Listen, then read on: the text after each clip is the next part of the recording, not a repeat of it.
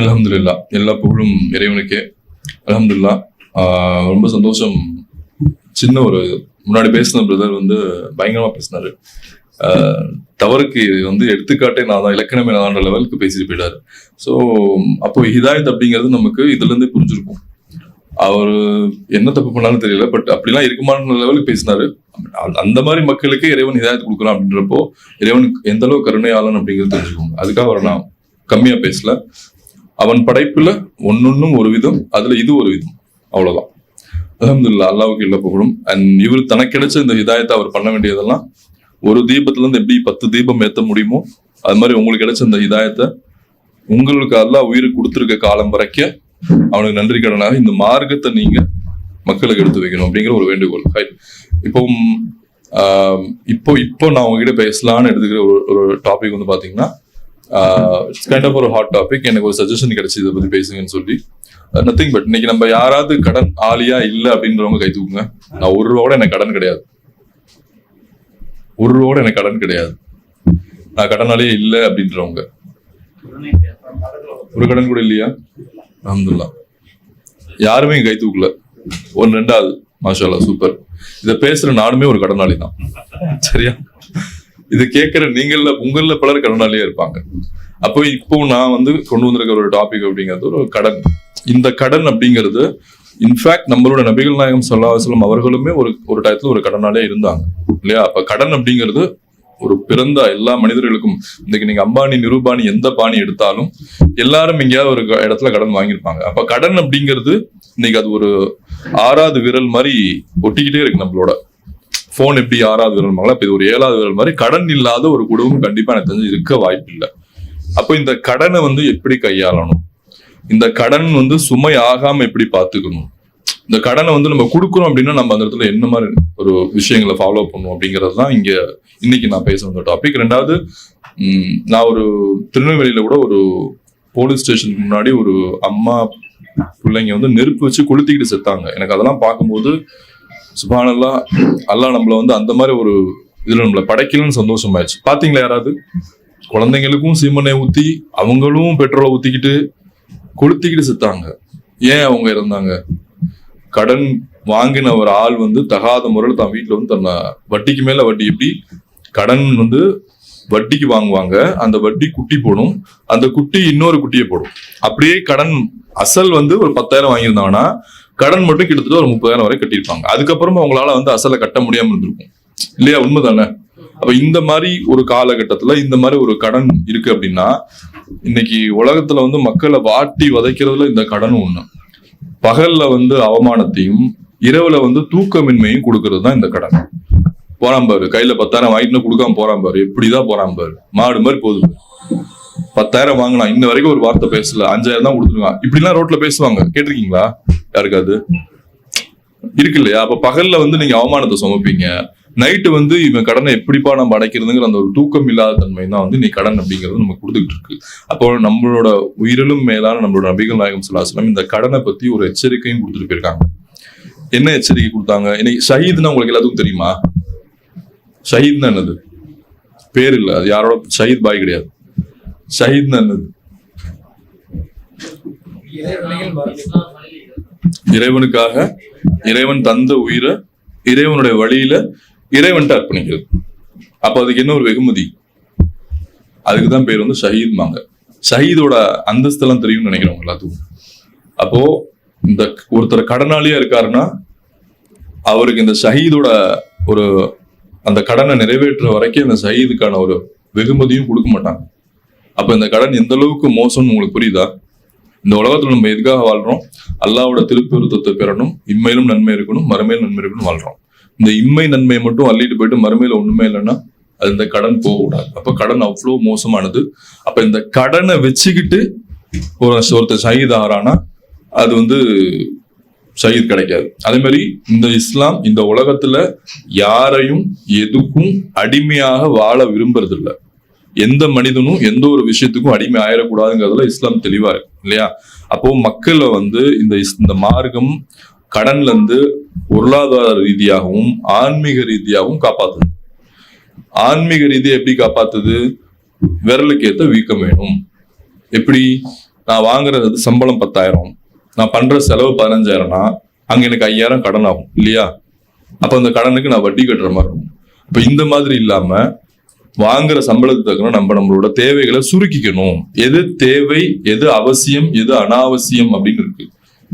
there are something it is must to buy. அரிசி வாங்கணும், சோறு பொங்கணும் இல்லையா? அதே சமயத்துல ஒரு 50 இன்ச் LED டிவி வாங்கணும், அது இருந்தா நம்மளால சோறு பொங்க முடியுமா? அப்படிலாம் இல்லையே. மிக்சி வேணும் இல்லைன்னு இல்லை, ஒரு எந்த அளவுக்கு கம்மியாகணும் வாங்கிக்கலாம். அதே மிக்சியே 20,000 இருக்கு, 50,000 1,00,000 இருக்கு. அப்போ நமக்கு தேவை என்னங்கிறத பார்த்து வாங்கணும். அது யாரு செய்யறது? ஒரு ஆம்பளை கடனாளி ஆகிறான் அப்படின்னா அந்த குடும்பத்துல ஒரு பெண் அதுக்கு ஒரு காரணமாகவும் இருக்கா. நிறைய வீடுகள்ல பாருங்க, உன்னை கட்டிட்டு என்ன சோத்த கண்டேன், என்ன நீ பண்ணிட்ட, என்ன நீ கிழிச்சிட்ட, என்னதான் இவங்க புர்கா போட்டு 5 வேளை தொழுதுட்டு சஜ்தா கொடுத்துட்டு திரும்பின உடனே எங்க புருஷன் கேள்வி இப்படி இருக்கும். அதே மாதிரி ஆண்களும் சரி, வாங்குற அந்த சம்பளத்துல காசு வச்சு பிசினஸ் பண்ணும், சம்பாதிக்கணும், இதுக்குன்னே கடன் வாங்குவாங்க. வட்டி வாங்கக்கூடாதான், என்ன பண்றது, நான் அல்லாட்ட தவா பண்ணிட்டு இருக்கேன் அப்படிம்பாங்க. இப்படி சூசைடுங்கிறது ஹராம் தான், என்ன பண்றது, நான் லைட்டா கருத்து அறுத்துக்கிட்டு இருக்கேன் அப்படின்ற மாதிரி இருக்கு. பட் எந்த அளவுக்கு நமக்கு பொருளாசை மிஞ்சிருச்சு அப்படின்னா, பேங்க்ல போய் நான் வட்டிக்கு வாங்கி இதை நான் செய்யறேன், பரவாயில்ல, நான் இதை ஜஸ்டிபிகேஷன் கொடுத்துக்கிறேன் அப்படின்னு. அப்ப மக்கள் என்ன சொன்னாங்க, பாய் நீங்க பாட்டு சொல்லுவீங்க, அதெல்லாம் அவங்க இடத்துல இருந்து பார்த்தான் தெரியும், நான் அதுக்கு தான் உங்க இடத்துல நான் இருக்க விரும்புறது இல்லை, நான் என் இடத்துல நான் இருந்துக்கிறேன், எனக்கு என்ன தேவைங்கிறது எனக்கு தெரியும், நமக்கு என்ன தேவைங்கிறது நமக்கு தெரியணும். அப்போ இந்த கடன்கிற ஒரு இடத்துல இஸ்லாம் கொடுக்குற ஒரு வழிகள் என்ன தெரியுமா? வட்டிக்கு முதல்ல ஒரு முற்றுப்புள்ளி வைக்குது. இஸ்லாத்தில் ஹராம் நிறைய நீங்க படிச்சிருப்பீங்க. என்னென்ன ஹராம் இருக்கு? முதல் ஹராம் சும்மா தெரிஞ்சது சொல்லு. விளக்கப்பட்டது என்ன ஹராம் அப்படின்னா? விளக்கப்பட்டது பன்றி. ஓகே, வேற என்ன ஹராம்? அது ஹராம். வேற விபச்சாரம் செய்த ஹராம். வேற நம்பிக்கை துரோகம் ஒரு ஹராம். ஓகே, வேற? வெரி குட், அதான் நான் எதிர்பார்த்தேன். ஏன்னா டாபிக் ரிலேட்டட். வட்டிக்கு வாங்குறதும் ஹராம், வட்டிக்கு கொடுக்கறதும் ஹராம் இல்லையா? அப்ப முதல்ல என்ன பண்ணியாச்சு, இந்த கடன் தொல்லை, இது கடன் சுமை ஆயிடக்கூடாதுங்கிறதுக்காக இஸ்லாம் என்ன பண்ணிருச்சு, வட்டிங்கிறத ஹராம் ஆக்கிடுச்சு. வட்டி காசை நீங்க வாங்குறீங்கன்னா அல்லாஹ்வோடையும் அவனோட தூதரோடையும் நீங்க போர் செய்ய தயாராகிறீங்க அப்படின்னு அர்த்தம் சொல்லி ஒரு ஹதீஸே வந்துச்சு. அந்த மாதிரி இன்னொரு ஹதீஸும் இருக்கு. லான ரசூலுல்லாஹி ஸல்லல்லாஹு அலைஹி வஸல்லம் கால் வாக்கில் ரிபா காத்திபஹு ஷாஹிதை. இது ஒரு ஹதீஸ் ஸ்டார்ட் ஆகும். அதுக்கு என்ன அர்த்தம்னா, ரசூலுல்லாஹி ஸல்லல்லாஹு அலைஹி வஸல்லம் சபிச்சாங்க. யாரு? உலகத்தின் அருட்கொடை சபிக்கிறார். யாரை சபிக்கிறாங்க? வட்டி வாங்குறவன், வட்டி கொடுக்குறவன், வட்டிக்கு சாட்சியா கையெழுத்து போடுறவன், வட்டிக்கு பேப்பரை எடுத்துட்டு வர்றவன், வட்டியில் இருக்கிறவன், இவன் எல்லாரையும் சபிச்சு ஒரு ஹதீஸ் இருக்கு இல்லையா? அப்போ இந்த வட்டியவே முழுக்க முழுக்க ஒழிச்சாச்சுன்னா அந்த வட்டி குட்டி போடுமா? போடாது. அப்ப இஸ்லாம் வட்டியை ஹராமாக்கி ஒழிச்சிருச்சு. அது ஒண்ணு. இஸ்லாம் கொடுத்த நமக்கு ஒரு மிகப்பெரிய ஒரு சொல்யூஷன், வட்டி ஹராம். ஓகே, வட்டியை ஹராமாக்கியாச்சு. இப்ப எனக்கு துட்டு தேவை இருக்கு, எனக்கு தேவைக்கு நான் பேங்க்ல தான் போய் நின்னாகணும். அதுக்கு இஸ்லாம் என்ன வழி சொல்லுது? கண்டிப்பா சொல்லுது. என்னது? கர்லுன் ஹசனா, அழகிய கடன். இன்னைக்கு பல பள்ளிவாசல்களையும் பல இஸ்லாமிய தொண்டு நிறுவனங்களும் அழகிய கடன் அவங்களால முடிஞ்ச அளவுக்கு கடன் கொடுக்க ஆரம்பிச்சிருக்காங்க. எப்படி கொடுக்க ஆரம்பிச்சிருக்காங்க?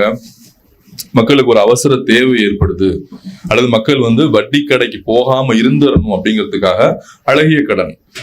உங்ககிட்ட ஏதாவது ஒரு பொருள் இருக்கு, இல்ல உங்ககிட்ட ஏதாவது ஒரு டாக்குமெண்ட், இல்ல ஏதாவது சம்திங் ஒண்ணு நீங்க ஒரு அடமானமா வச்சுட்டு பள்ளிவாசல்களையோ அல்லது அந்த அழகிய கடன் கொடுக்குற அந்த தொண்டு நிறுவனங்களையோ நீங்க கான்டாக்ட் பண்ணி வட்டி இல்லாத ஒரு லைஃப் நீங்க கொண்டு போகலாம். ரெண்டாவது வேற என்ன இருக்கு? இஸ்லாம் இந்த கடனை ஒழிக்கிறதுக்கு வேற என்ன பண்ணிருக்கு அப்படின்னு பாத்தீங்கன்னா, ஜக்காத் சதக்கான்னு சொல்றாங்க. ஜக்காத்னு ஒரு விஷயம், இது எவ்வளவு பெரிய கான்செப்ட் தெரியுமா? இஸ்லாம் கொண்டு வந்தது. Nobody can ever beat this concept. இத உலகத்துல இந்த மார்க்கத்துல உள்ளவங்களால மட்டும்தான் செய்ய முடியும். என்னது ஜக்காத்து? ஜக்காத்னா என்ன? நீங்க ஜக்காத் ரொம்ப சிம்பிள். நீங்க இன்கம் டாக்ஸ் இந்தியன் கவர்மெண்ட் போடுது இல்லையா, அது முதல வாய்க்குள்ள கை விட்ட மாதிரி அந்த இன்கம் டாக்ஸ். நீ வாங்குற சம்பளம் உனக்கு 1 லட்சம் ரூபாய் இருக்கு அப்படின்னா, ஒரு உதாரணம் சொல்றேன், நீ எவ்வளவு தெரியுமா நீ டாக்ஸ் கட்டணும்? 1 லட்சம் ரூபாய்க்கு கிட்டத்தட்ட நீ 1 லட்சம் ரூபாய் அப்படின்னாவே சும்மா ஒரு குத்து மதிப்பா தான் நான் சொல்றேன், ஓகேவா? ஒரு 15,000 ஒரு 20,000 வரைக்கும் நீ டாக்ஸ் கட்டணும். ஒரு குத்து மதிப்பா நான் சொல்றேன். இப்போ கவர்மெண்ட் 12 lakhs வரைக்கும் வாங்குறவங்களுக்கு டாக்ஸ் போடல, ஆனா அதுக்கு மேல உள்ளவங்களுக்கு வேற லெவலுக்கு டாக்ஸ் போடுறோம். அப்போ இந்த டாக்ஸ கட்டுறதுக்கு பயப்படுறான். இத கட்டுறதுக்கு பயந்துட்டு என்ன பண்றான்? டூப்ளிகேட்டா நிறைய எழுதுறான், இல்லாதெல்லாம் கொண்டு வரான். இப்ப அதுக்குன்னே படிச்சுட்டு வரானுங்க. பொய் பேசுறதுக்கும் பித்தலாட்டம் பண்றதுன்னே படிச்சுட்டு வரானுங்க. எதுக்கு அதுல சில பேர் நியாயமா இருக்கவங்களும் இருக்கிறாங்க, நான் அதெல்லாம் இல்லைன்னு சொல்லல. ஆனா இது ஒரு பொழப்பாவே எடுத்து செய்யறதுக்கும் ஒரு கும்பல் இருக்கு. இல்லாதெல்லாம் கொண்டு வந்து ஜோடிச்சு எழுதி வேற வழி இல்ல பாய், நாங்க என்ன ஹராமா செய்யறோம், இந்த கவர்மெண்ட் எங்கிட்ட அப்படி புடுங்குது. உண்மைதான், அது அல்லாஹ்ட்ட தான் அதுக்கான தீர்ப்பு இருக்கும், நம்மளா அதுக்கு தீர்ப்பு சொல்ல முடியாது. அப்போ இஸ்லாம் சொல்ற இந்த வரி என்ன தெரியுமா? 100 ரூபா சம்பாதிக்கிறேன்னா 2 ரூபா 50 பைசா நீ வரி கட்டணும். யாராவது வந்து கட்ட மாட்டேன் நிப்பானா? சொல்லுங்களேன். 100 ரூபா சம்பாதிக்கிறான்னா 2 ரூபா 50 பைசா வரி கட்டணும். மனமு வந்து கொண்டு வந்து கொடுப்பான். இந்தாப்பா நீ வச்சுக்கோ 2 ரூபா 2000 ரூபா, நான் 100 ரூபா சம்பாதிச்சு. ஓகே, இப்போ 1000 ரூபா சம்பாதிக்கிறான்னா எவ்வளவு கொடுக்கணும்? எவ்வளவு? 25 ரூபா. ஒரு 1000 ரூபாய் சம்பாதிக்கிறேன் 25 ரூபா கொடுக்க மாட்டானா? சொல்லுங்களேன். தர்மம் பண்றப்ப தர்ம பிரபு மகாபிரபுன்றவாங்க, அதை போடுறவனுக்கு அப்படியே குழு குழுன்னு இருக்கும். இந்தா போ அப்படிமா இல்லையா? அது மாதிரி 1000 ரூபாய் சம்பாதிக்கிறவன் 25 ரூபா கொடுக்க மாட்டானா? இதை இந்த அரசாங்கம் எடுத்து செஞ்சுச்சுன்னா டாக்ஸ் கட்டாதவங்களும் வந்து கட்டுவான். ஏன் அப்படின்னா நான் இவ்வளவு சம்பாதிக்கணும், இவ்வளவுதான் கொடுக்கணுமான்னு இருக்கு. அப்ப இஸ்லாம் சொல்ற இந்த வரி அப்படிங்கிறது 100 ரூபா சம்பாரிச்சா 2 ரூபா 50 பைசா, 1000 ரூபாய் சம்பாரிச்சா 25 ரூபா, நீ 10,000 ரூபாய் சம்பாரிச்சேன்னா எவ்வளோ? வெறும் எவ்வளோ? 250 ரூபா. வெறும் 250 ரூபா. இமேஜின், 10,000 சம்பாதிக்கிறவன் 250 ரூபா கட்ட மாட்டானா? அழகா கட்டுவான். சோ இந்த மாதிரி இஸ்லாம் வந்து ஜக்காத்ன்ற ஒரு கான்செப்ட் கொடுத்துருக்கு. இன்னொன்னு சதக்கா. சதக்கான்னு என்னது? தான தர்மம். இப்போ ஒண்ணும் இல்ல, இந்த உலகத்துல ஒருத்தன் ஒரு விஷயத்த செய்யணும் அப்படின்னா நான் என்னத்துக்கு செய்யணும் அப்படின்னு தான் கேட்பான். ஏன் செய்யணுங்கிற அந்த ஒரு காரணம் அவனுக்கு தெரிஞ்சிச்சுன்னா கண்டிப்பா அவன் அதை செய்வான். இப்ப நமக்கு தான் வந்து ஹலால் ஹராம் இருக்கு, அதாவது ஆக்கப்பட்டது விளக்கப்பட்டது நமக்கு தான் இருக்கு. ஆனா மாற்று மத சகோதரர்களுக்கு எதுவுமே கிடையாது இந்த உலகத்துல. ஏதாவது அப்படின்னு சொல்ல முடியுமா அவங்களுக்கு? இதெல்லாம் ஹலால் ஹராம் சொல்ல முடியாது. அப்ப நமக்கு இது இருக்கிறதுனால இந்த தான தர்மம் நம்ம செஞ்சா இந்த தான தர்மம் நமக்கு மறுமையில பல மடங்கு அல்லாஹ் அதை கொடுக்குறேன்றான். அது தெரிஞ்சதுனால நமக்கு அந்த தான தர்மங்களை செய்யறதுக்கு இது ஒரு என்கரேஜ்மெண்ட். அப்ப கடனையும் வட்டி இல்லாத ஒரு லைஃபையும் கொண்டு வரதுக்கு இஸ்லாம் கொடுக்கிறது இந்த சதக்கா மற்றும் ஜக்காத். அப்ப இதை வந்து எளிமையா செய்யறோம், இதை வந்து கொண்டு வர முடியும் அப்படின்னா கடன்ல உள்ள எவ்வளவு பேர் தப்பிப்பாங்க இல்லையா? இப்ப இதை யாருக்கு கொடுக்கணும்னு இருக்கு. 100 ரூபா சம்பாதிக்கிற 2000 ரூபாய் கொடுக்க போறியா? யார்கிட்ட அந்த 2000 ரூபாய் கொடுங்க? 2 ரூபா 50 பைசா 2000 ரூபா. சரியா? நீங்க 2000 வச்சுக்காங்க. 100 ரூபா சம்பாதிக்கிறோம், 2 ரூபா 50 பைசா யார்கிட்ட கொடுக்கணும்? முதல்ல யார்கிட்ட கொடுக்கணும்? உங்க ரத்த உறவுகள்ட்ட இருந்து ஆரம்பிங்க. ஆனா நம்ம செய்யவே மாட்டோம். நம்ம சொந்தக்காரன் வந்து சோத்துக்கே சிங்கடிச்சிட்டு இருப்பான். ஆனா நம்ம வெளியில இருக்கவங்களோட போய் அள்ளி அள்ளி கொடுப்போம். தர்மபிரபு மகாபிரபுங்கிற அந்த ஒரு வார்த்தைக்காக. ஆனா நம்ம சொந்தக்காரன் போய் கொடுத்துட மாட்டோம். ஆனா இஸ்லாம் என்ன சொல்றது? முதல்ல ஒரு ரத்த உறவுகள்ட்ட கொடு. அப்படி இல்லையா உன்னுடைய பக்கத்து வீட்டுக்காரங்கள்ட்ட பாரு, அப்படி இல்லையா உன் நண்பர்கள்ட்ட பாரு, அப்படி இல்லையா உன் சொசைட்டியை பாரு. அப்போ இந்த ப்ரையாரிட்டியும் கொடுத்துருச்சு. அப்போ இது வந்துச்சுன்னா நம்ம கடன் போய் வாங்குவோம்னா வாங்க மாட்டோம். அடுத்தது ரொம்ப இந்த கடன் இல்லாத வாழ்க்கைக்கு இஸ்லாம் சொல்ற இன்னொரு ஒரு விஷயம் என்ன தெரியுமா? பேராசையும் இல்லாம ரொம்ப ஒரு எளிமையாவும் இனிமையாவும் வாழ கத்து கொடுத்துருக்கு. நம்ம எல்லாம் அகிலத்தின் அருட்கொடை என்னெல்லாம் நபிகள் நாயகம் ஸல்லல்லாஹு அலைஹி வஸல்லம் துவா பரக்கத்லாம் ஓதுறோம். கல்யாணத்தை எங்க பண்ணுவோம்னா ஒரு பெரிய மண்டபத்துல வச்சு ஜாம்னு ஒரு 10 லட்சத்துல பண்ணுவோம் இல்லையா? ஆனா இஸ்லாம் அப்படின்னா செய்யறதுல வந்து பரக்கத்தை இல்லைன்றுச்சு. நம்ம நபிகள் நாயகம் சொன்ன இன்னைக்கு தலைக்கு மேல உட்கார்ந்து வச்சு பேசுறோமே, நபிகள் நாயகம் சொன்ன அவர் எப்படிப்பட்ட வீட்டுல வாழ்ந்தாரு? 5th floor வாழ்ந்தாரா? பிளாட்ல வாழ்ந்தாரா? எங்க வாழ்ந்தாரு? சாதாரண ஒரு வீடு. அந்த வீட்டுக்கு உருப்படியே ஒரு கதவு கூட கிடையாது, குடிசை வீடு. இன்னைக்கு அப்படி யாராவது வாழ்ந்தாங்கன்னா நம்ம அவங்களெல்லாம் போய் கண்டு போவோம், மதிக்கவே மாட்டோம். அவங்களுக்கு நான் விரும்பேன் ஒண்ணும் இல்லாதவன் அவன்கிட்ட இப்படிதான் பேசுவோம். நம்ம நபிகள் நாயகம் ஸல்லல்லாஹு அலைஹி வஸல்லம் அப்படிதான் இருந்தார், அப்படிதான் வாழ்ந்தார். அவர் இருந்தும் கொடுத்து மக்களுக்கு கொடுத்து வாழ்ந்தார். அப்போ இந்த கனாத்தும்பாங்க என்ன அப்படின்னா போதும் என்ற மனம் அப்படிங்கறத இஸ்லாம் போதிக்குது. எனக்கு இது கிடைச்சதா அல்ஹம்துலில்லாஹ் போதும், இதுக்கு மேல நான் ஆசைப்படும் போது தான் நான் கடனை போய் வாங்குறேன்.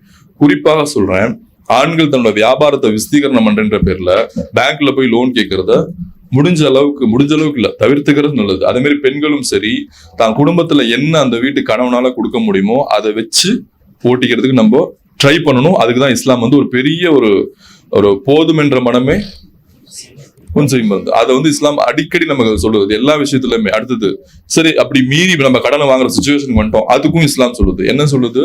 கடன் வாங்குறியா ஒப்பந்தம் எழுதணும். என்ன ஒப்பந்தம் எழுதணும்? கடன் யார் வாங்குறாங்களோ அவங்க ஒரு ஒப்பந்தம் எழுதணும். என்ன ஒப்பந்தம்? அல்லாஹ்வை சாட்சியா வச்சு இந்த கடனை நான் எத்தனை நாளைக்குள்ள திருப்பி தரேன் அப்படிங்கிற ஒரு ஒப்பந்தத்தை எழுதிக்கணும். அதுக்கு சாட்சியா 2 ஆண்கள் இருக்கணும். பெண்கள்னா ஒரு ஆணுக்கு 2 பெண்ன்ற மாதிரி. அப்போ அதுக்கும் இஸ்லாம் அழகிய வழிமுறை சொல்லுது. ஏன் கடன் ஒருத்தன் வாங்கிட்டான், பொசுக்கு மண்டையை போட்டான், கடன் கொடுத்தவன் என்ன ஆவான்? ரோட்ல அலைய வேண்டிதான். அவன்ட்டு இப்ப நான் கடன் கொடுத்தேன்ப்பா, கடன் கொடுத்துக்க அத்தாச்சி வச்சிருக்கியா? குடும்பம் முதல் கேள்வி அதுதான். நீ கடன் கொடுத்து இதை அத்தாச்சி வச்சிருக்கியா? இல்லப்பா, அப்ப பேசாம போயிரு, இதுவே இலவு விடு, நாங்களே இங்க மண்டையை பிச்சுக்கிட்டு இருக்கிறோம், இங்க காசு எவ்வளவு கஷ்டமா இருக்கும். அது அந்த முட்டை விடுற கோழிக்கு தான் வழி தெரியுன்ற மாதிரி கொடுத்தவனுக்கு தான் அதுக்கான வழி புரியும். அப்போ இந்த கடன் வாங்குறோம் கொடுக்குறோம்னாலும் அதை தெளிவா எழுதி வச்சுக்கணும், அதை படி நம்ம நடந்துக்கணும் அப்படிங்கிறதையும் இஸ்லாம் சொல்லி கொடுத்துச்சு. ஓகே, இப்போ கடன் அப்படிங்கிற விஷயத்துக்கு வட்டியை எப்படி இஸ்லாம் தடை செஞ்சதுன்னு பார்த்தோம். இந்த வட்டி இல்லாம நம்ம வாழணும்னா சதக்கா ஜக்காத்துன்ற மாதிரி நிறைய விஷயங்கள்லாம் நிறைய அதையும் பார்த்தோம். அதையும் மீறி நம்ம கடன் வாங்குறோம்னா அதை எழுதி வச்சுக்கிறதுக்கு அப்படிங்கிறதையும் நம்ம பார்த்தோம். இப்போ ஃபைனலா இந்த கடன்கிற ஒரு சுமை இல்லாம இருக்கணும் அப்படிங்கிறதுக்காக நபிகள் நாயகம் ஸல்லல்லாஹு அலைஹி வஸல்லம் நிறைய துவா சொல்லி கொடுத்துருக்காங்க. துவாலாம் படிச்சிருக்கீங்களா? துவா தெரியுமா? ஓகே, கடன் இல்லாம வாழணும் அப்படின்னா அதுக்கு ஒரு துவா சொல்லி கொடுத்துருக்காங்க. என்ன துவா அது? முதல்ல அல்லாஹு மக்ஃபினி பி ஹலாலிக அன் ஹராமிக வஅக்னினி பி ஃபல்லிக அம்மன் சிவாக். அது என்ன அர்த்தம்? இறைவா, நீ விலக்கியதை விட்டும் நீ ஆகுமாக்கியதை கொண்டும் எனக்கு போதுமாக்குவாயாக, மேலும் உன்னைய தவிர உள்ள எல்லாத்த விட்டு என்ன தேவையில்லாதவனாக்கு. அல்லாட்ட தான் என்னோட எல்லா தேவைகளும் இருக்கணும். இது ஒரு முதல் துவா. 2வது துவா, அல்லாஹும்ம இன்னி அஊது பிக மினல் ஹம்மி வல் ஹஸனி வல் அஜ்ஸி வல் கஸலி வல் ஃபுக்லி வல் ஜுப்னி வல் அலத்தைனி வ கலபத்திர் ரிஜால். இதுக்கு என்ன அர்த்தம்? யா அல்லாஹ், நிச்சயமாக கவலை, துயரம் இது எல்லாத்தையும் விட்டு உங்கள்கிட்ட நான் காவல் தேடுறேன். மேலும் இயலாமை, சோம்பல், கருமித்தனம், கோலத்தனம் இது எல்லாத்த விட்டும், கடன் சுமையிலிருந்தும் மனிதர்களோட ஆதிக்கத்துல இருந்தும் உங்ககிட்ட நான் பாதுகாப்பு தேடுறேன். இது எவ்வளவு பெரிய அழகான துவா. அப்ப இந்த துவாவை நம்ம அடிக்கடி ஓதிக்கிட்டே இருக்கோம் அப்படின்னா அல்லாஹ் நம்மளே உண்மையாலுமே ஆகுமாக்கமானதை கொண்டு நமக்கு போதுமாக்கிடுவான். நம்ம மைண்ட் செட் இப்படி ஆயிரும். சில பேர்லாம் எவ்வளவு தின்னாலும் எனக்கு பசியே அடங்கலம்பாங்க. திங்கும் போது பிஸ்மில்லாஹி வாலா பரக்கத்துலன்னு சொல்லியிருக்க மாட்டோம். அதனால தின்னுகிட்டே இருப்போம். ஏன்னா கூட சேர்ந்து இன்னொருத்தரும் திங்கிறான், நமக்கு கண்ணுக்கு தெரியாது. நமக்கு நிரந்தர விரோதி எதிரினா வந்தான். அப்போ எந்த விஷயத்த செய்யும் போதும் பிஸ்மில்லாஹி வாலா பரக்கத்துலன்னு சொல்லி சாப்பிடுறது, இந்த கடன் வாங்கியிருக்கோம் அப்படின்னு துவா அடிக்கடி ஓதுறது, இதை சொல்றது மூலயமா கடனை நம்ம கூடிய மட்டும் தவிர்த்துக்கலாம். அப்ப இந்த பிரார்த்தனைகள் எல்லாத்தையும் நம்ம கத்துக்கிட்டவங்களாகவும் இறைவனை நினைவு கூர்ந்து அவனுக்கு நன்றி செலுத்தியவர்களாகவும் நம்ம இருந்தோம் அப்படின்னா நிச்சயமா இது போன்ற பல இன்னல்கள் காப்பாத்திக்கலாம். அரசாங்கம் இதை முன்னெடுத்து செய்யுது அப்படின்னா நிச்சயம் நிறைய குடும்பங்கள் நல்லா வாழும். இன்னும் இஸ்லாமிக் கண்ட்ரி எல்லாம் வட்டி இல்லாத எவ்வளவு பேங்க்ஸ் இருக்கு, அதெல்லாம் இங்க வந்தது அப்படின்னா இன்னும் நிறைய சிறப்பான விஷயங்கள் நடக்கும்னு சொல்லி என்னோட இந்த உரையை நிறைவு செய்கின்றேன். அஸ்ஸலாமு அலைக்கும் வரஹ்மத்துல்லாஹி வபரகாத்துஹு.